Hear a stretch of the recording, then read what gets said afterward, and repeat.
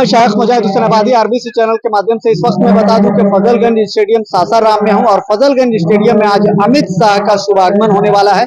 कुछ ही देरों के बाद यहां पर अमित शाह आएंगे और उपेंद्र कुशवाहा की पत्नी स्नेह लता के लिए, जो सासाराम विधानसभा सीट से प्रत्याशी हैं, उनके प्रमोशन के लिए अपना संबोधन करेंगे। वो भी हम आपको सुनवाएंगे, लेकिन जो तस्वीरें हैं वो साफ पहले आप देख लें। मेरे पीछे जो इंतजामात हैं, उस इंतजामात के अनुरूप जो लोग वहां पर बैठे हुए हैं शेड में, वही भर हैं। आप खाली जगहों को भी देखेंगे कि किस तरह से खाली जगहें पड़ी हुई हैं।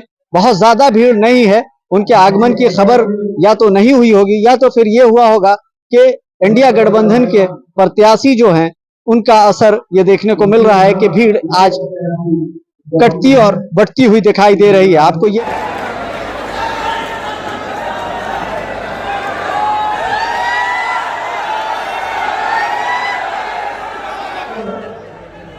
मैं बताऊं और आपको ठीक लगे तो बोलना, लालू जी ने किया। बताओ, मुझे बताओ, चारा घोटाला किसने किया था? रेलवे की होटल बेचने का घोटाला किसने किया? अलकतरा घोटाला किसने किया? नौकरी के बदले में जमीन लेने का घोटाला किसने किया? बाढ़ राहत का घोटाला किसने किया? इतना सारा करने वाले लालू जी को आप फिर से लाना चाहोगे क्या? लाना चाहोगे? अरे 20 साल हो गए नीतीश बाबू को और 11 साल हो गए नरेंद्र मोदी को। कोई चाराने का भी भ्रष्टाचार का आरोप नहीं लगा पाया है। लालू राबड़ी अपने बेटे को मुख्यमंत्री बनाना चाहती है और सोनिया गांधी अपने बेटे को प्रधानमंत्री बनाना।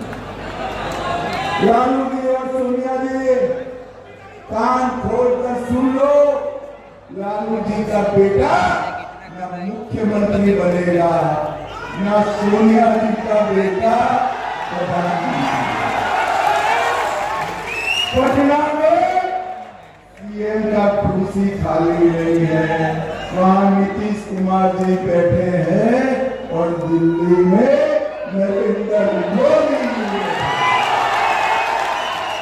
कोई वैकेंसी नहीं है भाई, निरर्थक प्रयास मत करिए और 14 तारीख को फिर से एक बार इलेक्शन कमीशन पर ठिकरा फोड़ने का तैयारी कर लीजिए।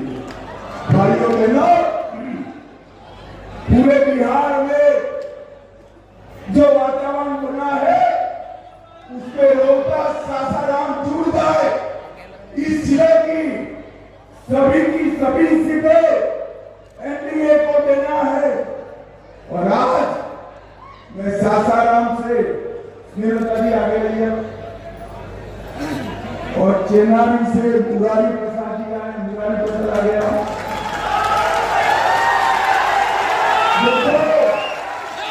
सासाराम से हमारी बहन स्नेहलता जी चुनाव लड़ रही है। गैस के सिलेंडर का निशानी है, क्या है? निशानी क्या है? और चेनारी से मुरारी प्रसाद का निशानी है हेलीकॉप्टर, क्या है? क्या है? देखो, गैस के सिलेंडर को या हेलीकॉप्टर को वोट दोगे तो अपने आप कमल निशान को पहुंच जाएगा कमल निशान। और कमल निशान को वोट दोगे तो अपने आप गैस के सिलेंडर और हेलीकॉप्टर को पहुंच। मुझे बताओ, गैस के सिलेंडर और हेलीकॉप्टर पर बटन दबाओगे क्या? बहन स्नेहलता जी और मुरारी प्रसाद को जिताओगे क्या? देखो सासाराम वालों, बटन को गैस के सिलेंडर और हेलीकॉप्टर पे दबाना, मगर इतने जोर से दबाना कि बटन रोहतास सासाराम में दबे और करंट इटली में जाकर लगे। मोदी जी का हाथ मजबूत करोगे? नीतीश जी का हाथ मजबूत करोगे? तो मेरे साथ दोनों हाथ उठाइए, उठाइए दोनों हाथ, विजय के संकल्प का मुट्ठी दीजिए और प्रचंड आवाज से बोलिए, भारत माता की, भारत माता की, वंदे वंदे वंदे। आप सभी का बहुत बहुत धन्यवाद।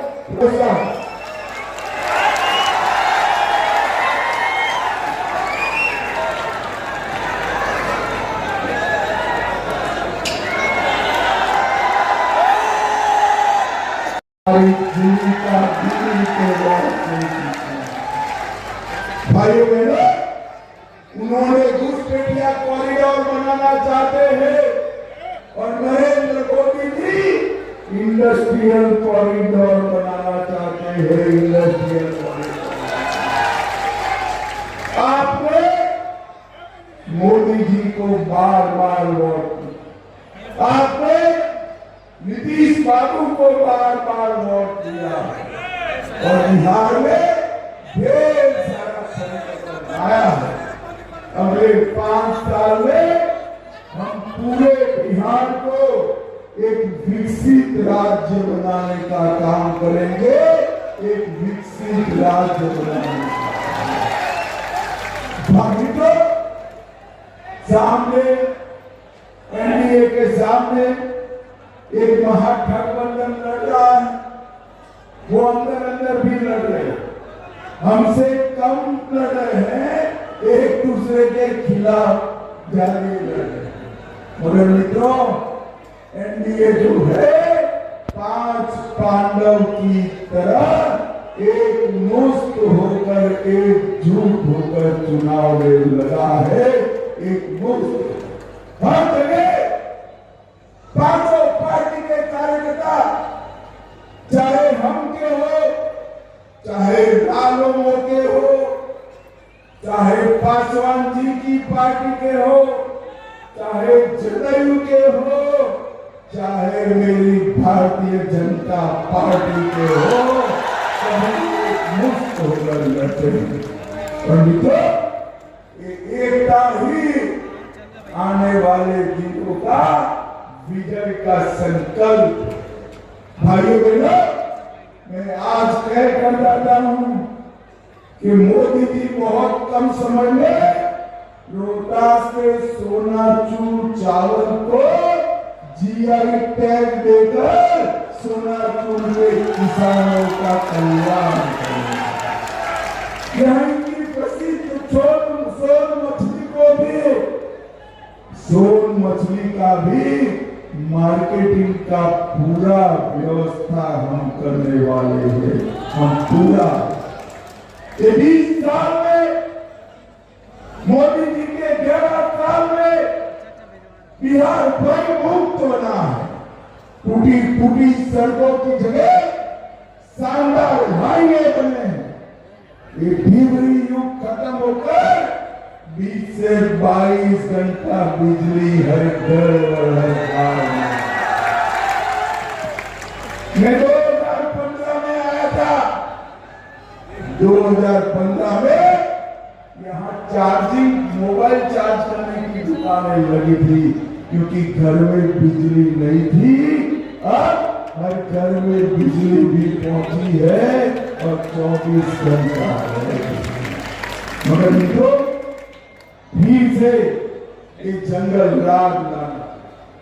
हमारे बिहार में कई जिले, गोपाल बाबू भी बैठे हैं, औरंगाबाद हो, सासाराम हो, एक बहुत बड़ा क्षेत्र गया जी हो, नक्सलवाद की चपेट 40 साल से ये लोग नेपाल काठमांडू से तिरुपति तक रेल कॉरिडोर बनाने का सपना देख नरेंद्र मोदी सरकार ने बिहार को नक्सलवाद से मुक्त कर दिया है। बंदूक की नोक पर नक्सलवादी बिहार के विकास को रोक कर खड़े थे, आज उनका सफाया। और मैं कहकर जाता हूं बिहार वालों, बिहार तो मुक्त हो गया। 31 मार्च 2036 को पूरा देश नक्सलवाद से मुक्त हो जाएगा। भाइयों बहनों, नरेंद्र मोदी जी ने देश को सुरक्षित किया। जब सोनिया, मनमोहन और लालू की सरकार थी, आए दिन आतंकवादी घुस जाते थे, हमारी धरती को लहू-लुहान करते थे और बात कोई पूछने वाला। नरेंद्र मोदी जी की सरकार आई, उरी में हमला किया, हमने सर्जिकल स्ट्राइक किया, पुलवामा में हमला किया, एयर स्ट्राइक किया और पहलगाम में हमारे यात्रियों को धर्म पूछकर मारा, धर्म पूछकर। 22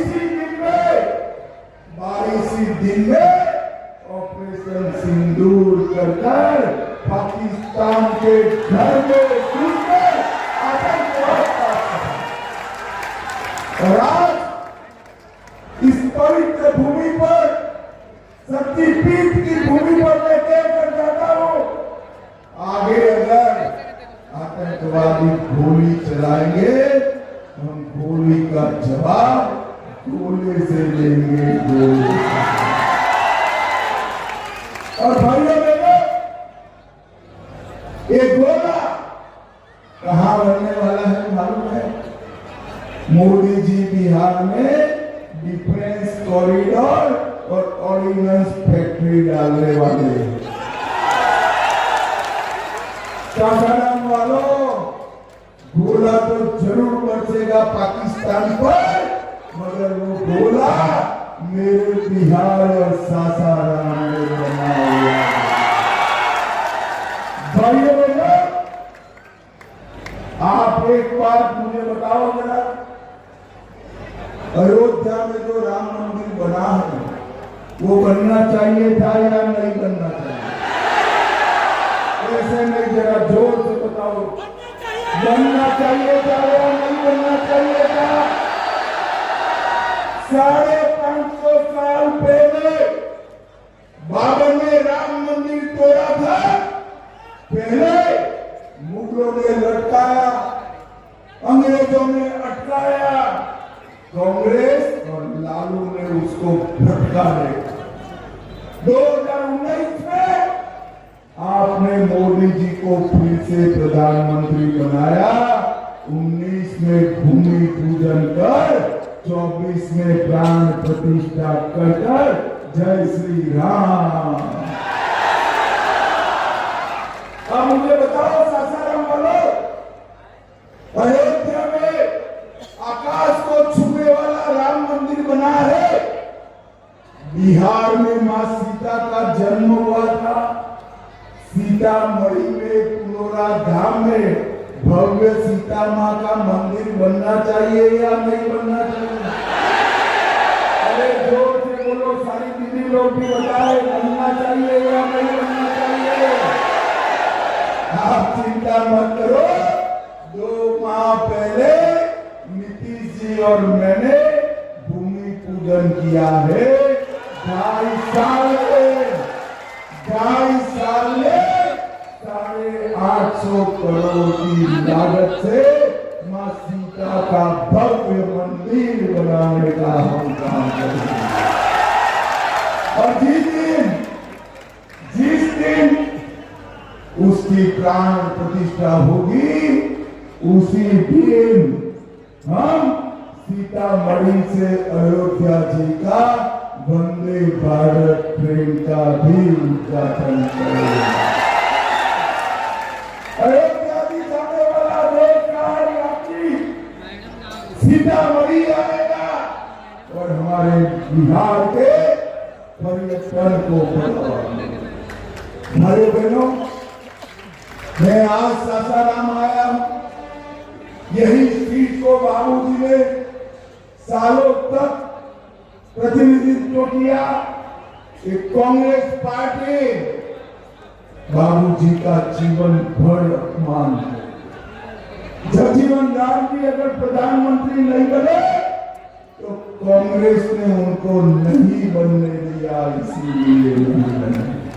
भाई बहनों, नरेंद्र मोदी सरकार ने दलितों का सम्मान करने का काम किया है। और मैं आज कहकर जाता हूं, दलितों के साथ साथ मल्ला, केवट, बीन, नोनिया, तेली, तमोली, बढ़ई, धानुक, लोहार, कुमार और नाई और सिलकर, ये सभी लोगों का स्किल डेवलपमेंट कर हमारी सरकार अगले 5 साल में 10 लाख रुपया उनके बैंक अकाउंट में डालने वाली है। भाइयों बहनों, अभी मोदी जी और नीतीश कुमार जी ने जीविका दीदियों के बैंक अकाउंट में 10,000 रुपया डाला है या नहीं डाला है? अच्छा किया या बुरा किया? अरे लालू के बेटे और उनके एमपी कहते हैं इसको वापस दो। अरे लालू प्रसाद, कान खोलकर सुन लो, आपकी 3 पीढ़ी भी आएगी, जीविका दीदी के 10,000 रुपया को हाथ नहीं लगा पाएगी। और देश, बिहार भर की, प्रदेश भर की जीविका दीदी सुन ले, 10,000 वापिस तो नहीं लेने देंगे। 2.5 साल में आपके अकाउंट में और 2-2 लाख रुपया डालने का। अभी मोदी जी बिहार के 85,35,000 किसानों को 6,000 रुपया उनके बैंक अकाउंट में डालते हैं, सालाना 6,000। अब तक 29,000 करोड़ रुपया डाला।